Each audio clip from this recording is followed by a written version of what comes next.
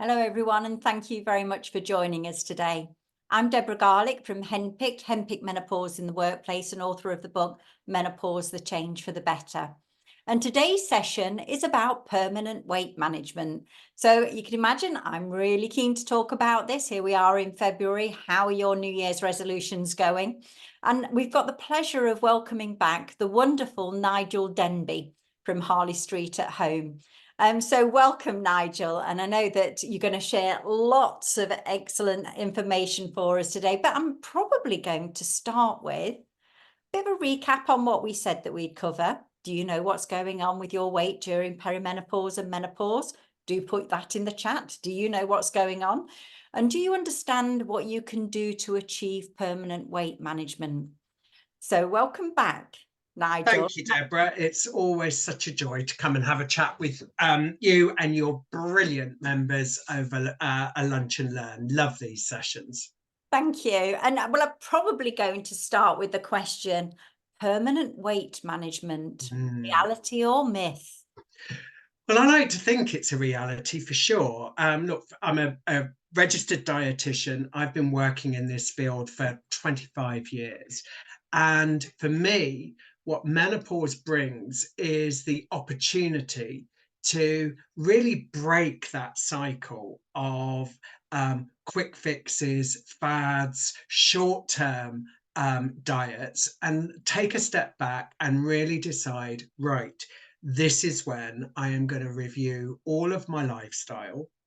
And I'm going to think about what type of woman do I want to be in my 60s, 70s, 80s, and 90s, because permanent weight management has to come from a total lifestyle change, not from something that you can do for 3 or 4 weeks that feels totally like a diet. Usually it's utterly miserable, it's blinking hard work, and you're kind of hoping, a bit like dry January, you can get to the end of it and then we can go back to normal. That is the diet cycle. That's where you lose a bit, gain a bit. So I really say, first of all, yeah, let's look for permanence. Let's look for a lifelong lifestyle change and forget the quick fixes. Thank you. So that's really interesting, Nigel, because I was describing my experience of, the Christmas. Mm. It was my wedding anniversary, run up to Christmas, New Year's Eve. We always have our family holiday at the beginning of January because I don't like the winter time. So it sort of breaks that for me. And I was absolutely thrilled to come back. And you can imagine just how thrilled my family were for me when I said, I've only put on half a pound. Do you know, Deborah, if I was embroidering right now, I'd be embroidering a badge for your swimming trunks, because that's what it is all about. We run a course over at Harley Street at Home called our Back to Basics 12-week weight management and lifestyle course. And it's exactly that. It's to learn really how to manage this over a lifetime. And we have a whole session about what we call planned indulgence. There are always going to be Christmases, Easters, holidays, Diwali, all kinds of different festivals that you're going to want to celebrate, and they're part of life.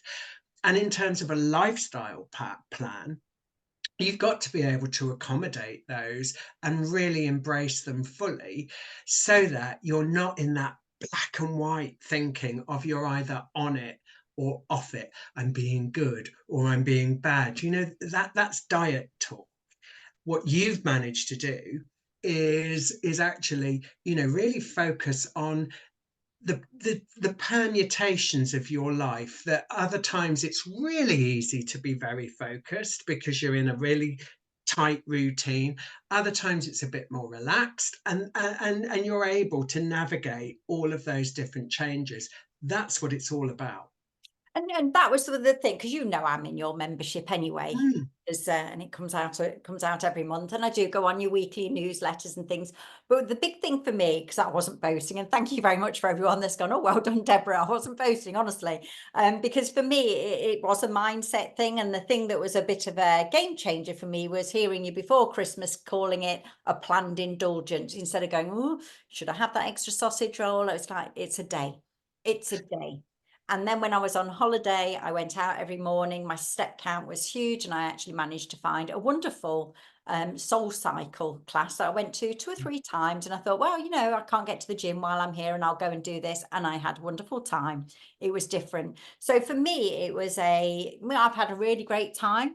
I haven't overindulged, but I've also built in some exercise that I liked. And then I'm thinking, to your point, I'm not looking for the blips of I've lost this. I'm looking longer term. I'm 60 next birthday. So I'm mhm. kind of looking at this and thinking, exactly as you introduced it, actually, it was almost as if you were talking to me, Nigel, to me individually. But, how do I want to be in my 60s? Yeah. And I've got to And it's start now on the run up to it.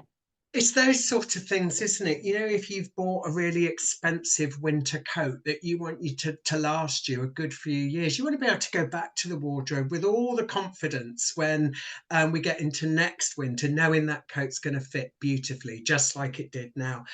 And I think, again, what you've hit on the head here is perimenopause, menopause.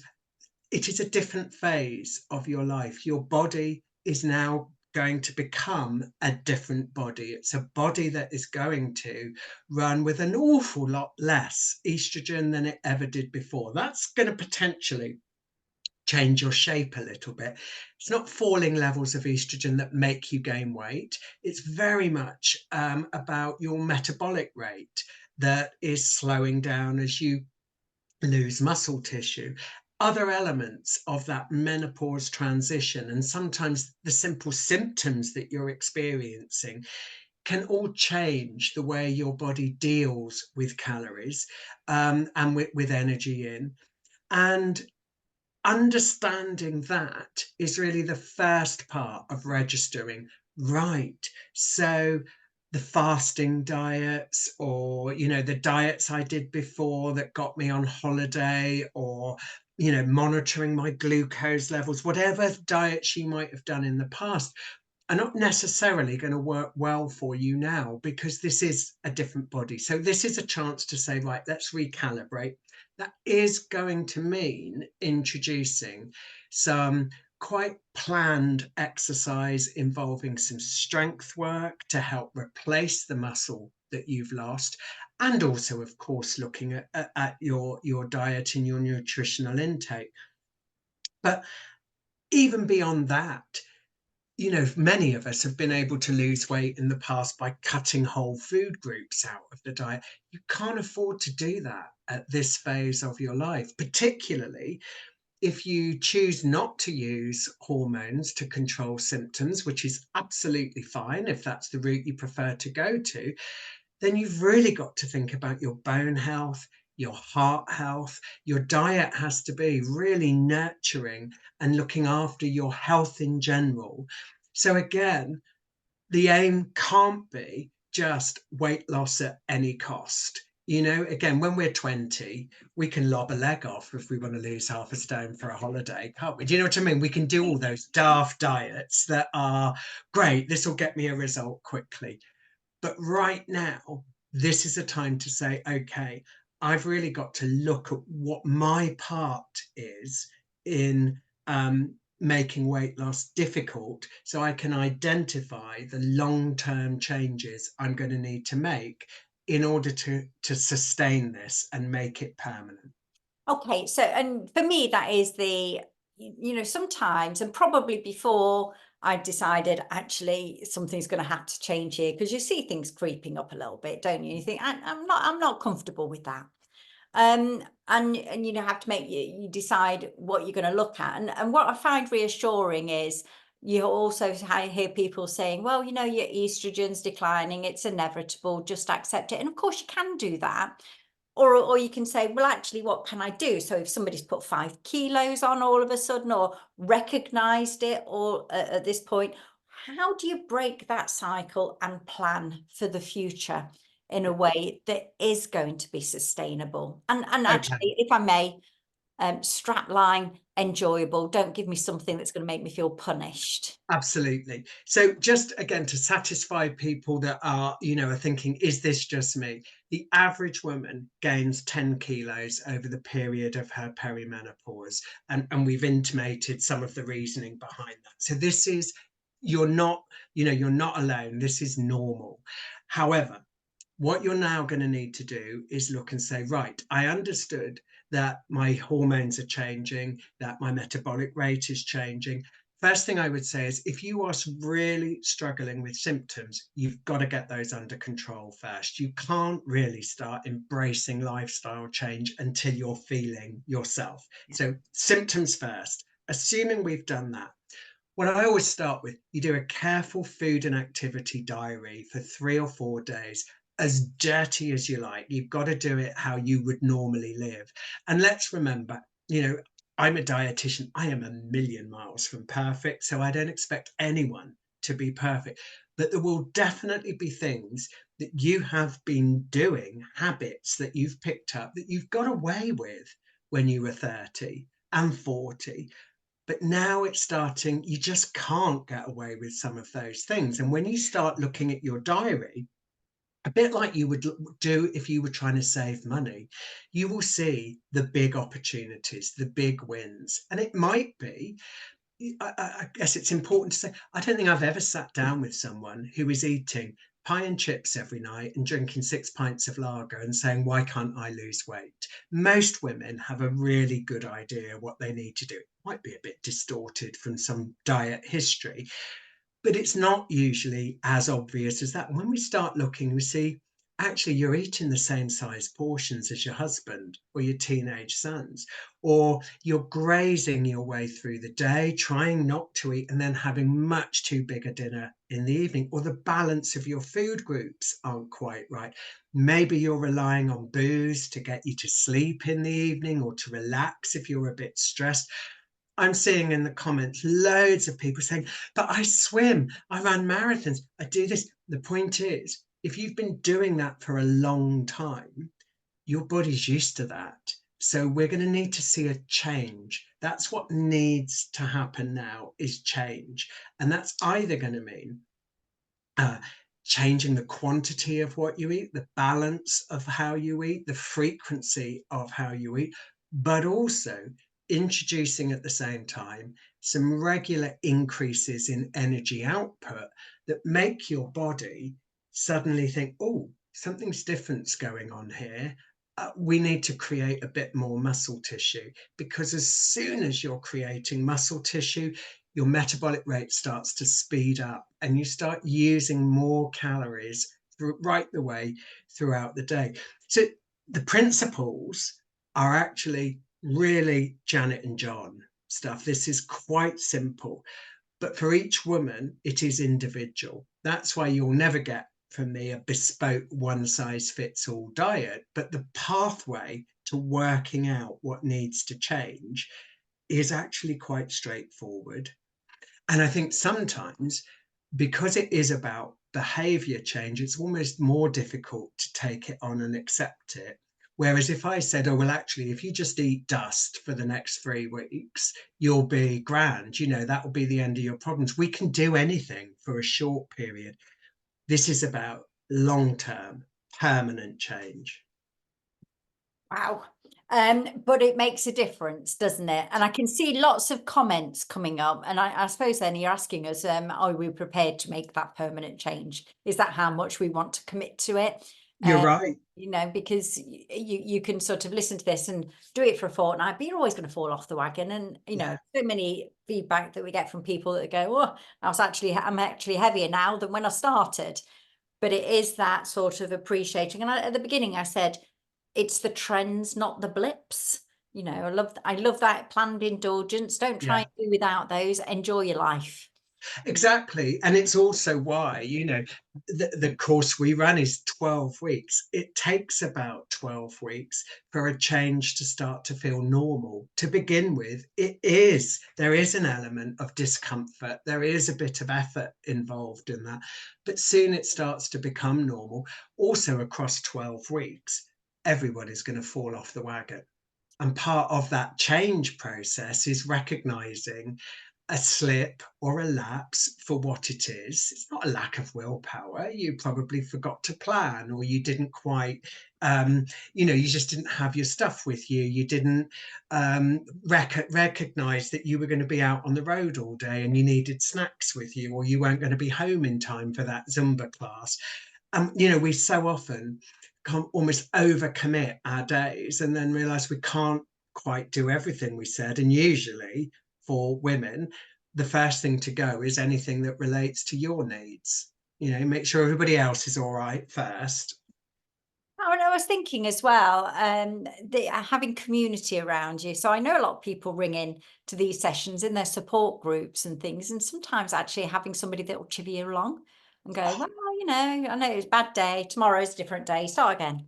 Yeah, absolutely. And again, what we've tried to always do, and I think we've taken about 5,000 women through that program, and there is support there all the time. You're absolutely right. I mean, before Harley Street at Home, I was looking after women one-to-one, really intensive support.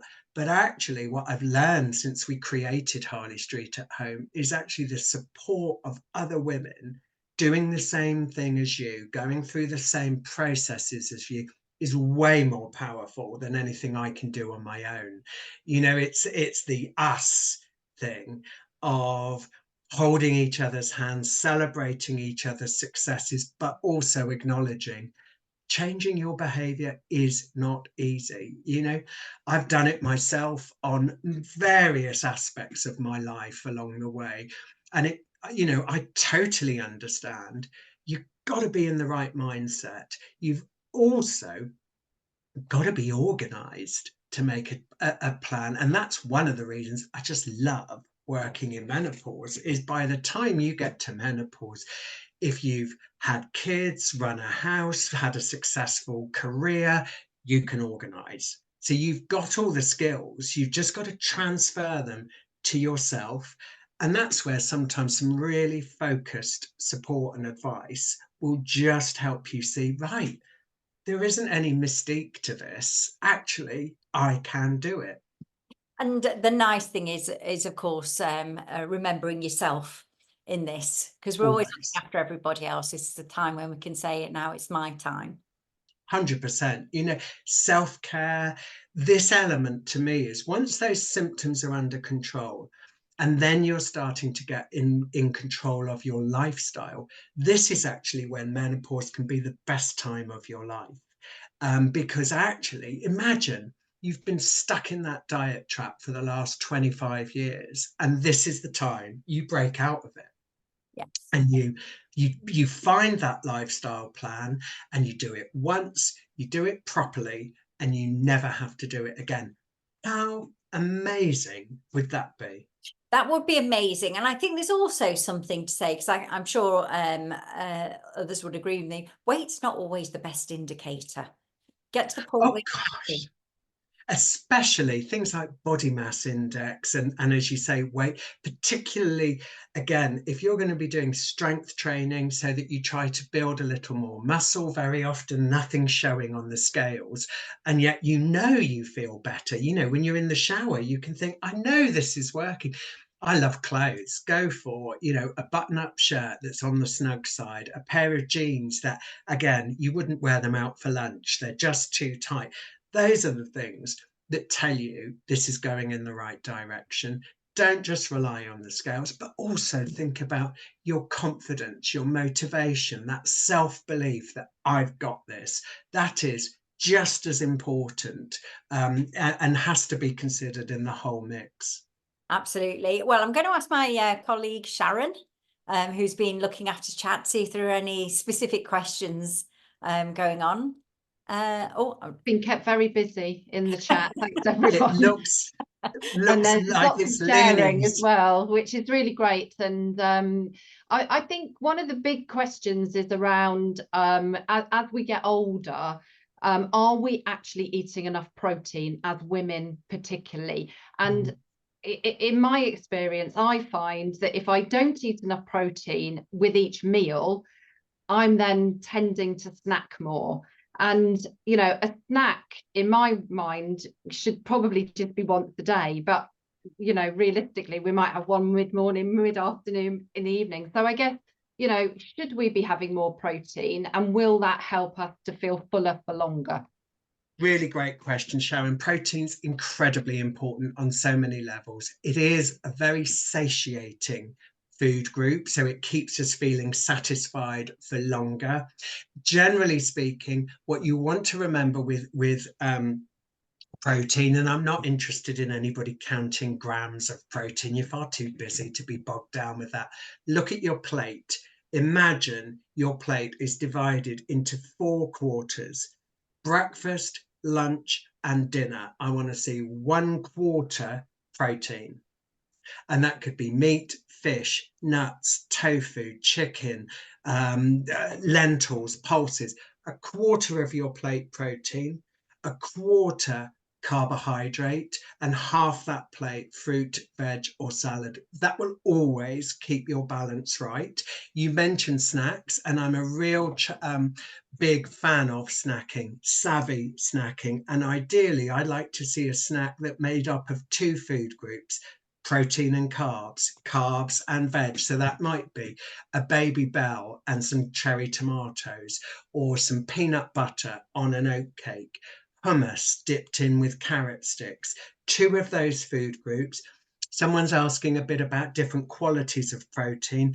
The main thing, again, don't get too bogged down on that.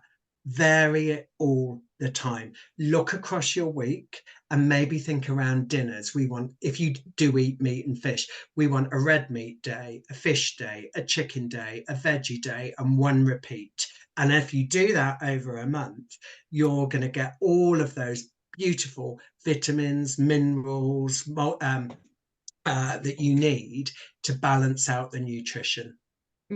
So what you're saying is to mix up the protein sources is the really, and to not eat the same things every day. So don't have the same lunch every day and the same breakfast every day.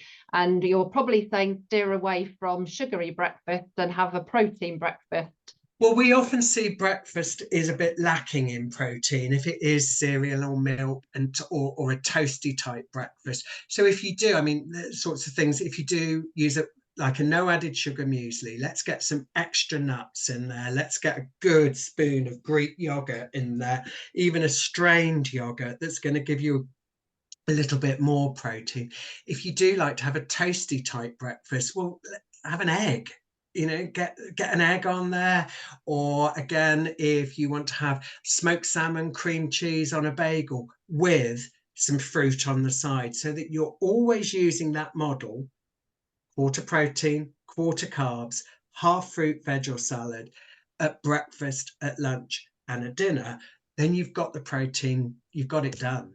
And I guess the good thing with protein is it then helps us to build muscle, which is what we're naturally losing as we age. And that then will help us with our fat burning.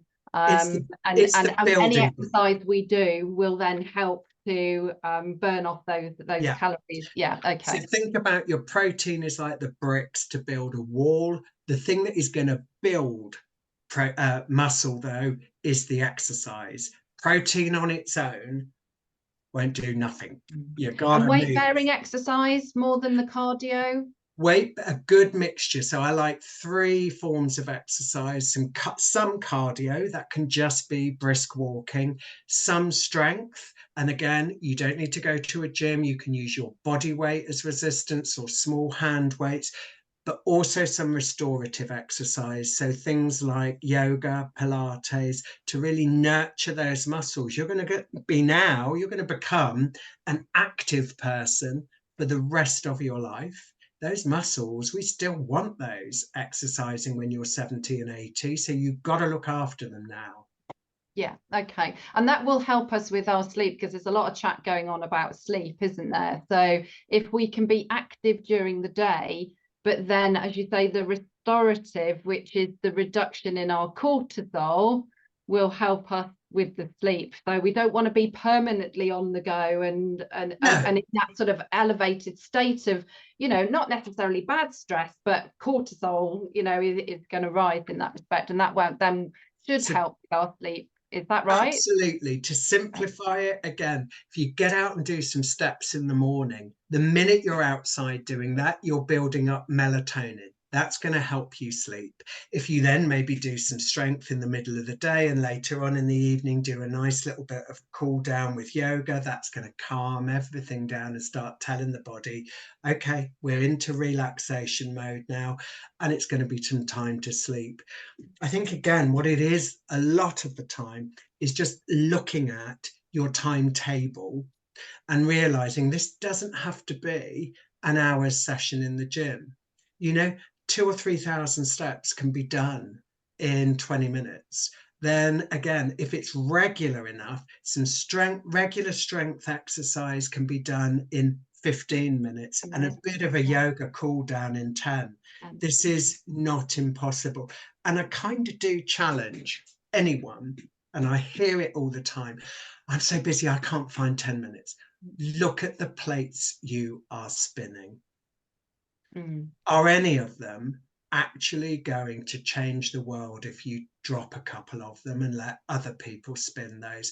Particularly when I hear, so what plates are you spinning? And you're hearing somebody is whittling about preparing their 17-year-old son's lunch to take to school or things like that. You know, come on, there are some things here that can go because it's your time. And if you can't find 10 minutes in your day, something is going wrong. I think that's really interesting advice, because you can't look after others if you don't take care of yourself. They, you know, on the plane, they tell you to put your own mask on first. And I think we are sometimes, as you say, just we're focused on everybody else and we put ourselves at the bottom. And I've certainly found that now that I've kind of prioritized myself, I definitely feel better. There's a couple of questions that came in right at the beginning, which I think are really interesting, that I just wanted to cover. Somebody was asking about the effect of diabetes, underactive thyroid, and somebody else was talking about they were on steroids. And how does that have an impact on our long-term weight management? Great questions. So diabetes tends to mean that you are less sensitive to insulin, to your hormone that controls your blood sugar levels. One thing for sure is if you can lose 10% of your body weight, your insulin sensitivity will improve dramatically. So it's another stumbling block, but my goodness, it by no means it makes it impossible. Similarly, if you have an underactive thyroid, you're probably taking something like levothyroxine to control that. That usually means that you'll be monitored quite carefully. But if you haven't had your thyroid levels checked for a while, go back and do that, because if they're not right, that isn't going to make it any easier. And steroids, oh bless you, if you are taking things like prednisolone, the oral steroids, that does make weight loss difficult. I mean, your appetite tends to go up. You tend to find that you get a little bit of a moony type face. You get a bit rounded, you get a bit fluid retentive. Generally speaking, if you are taking steroids long term, you might find that you go on a higher dose if you've got a condition that's a bit active at the time. But once you come back down on your maintenance dose, that's your moment to take advantage of it and, you know, and really put some things in space. Short answers, but I know we're running out of time.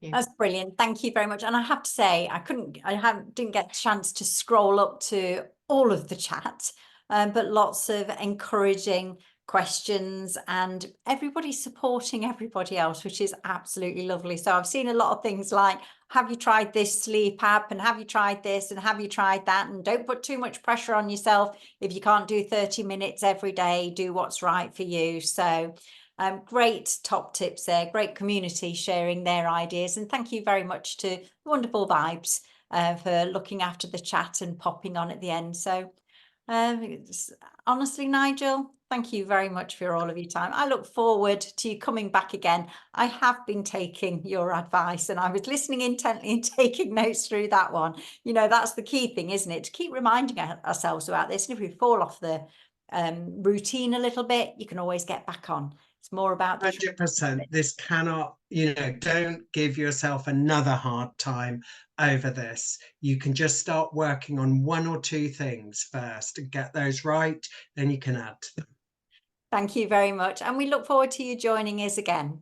Have a fabulous week. Thank you.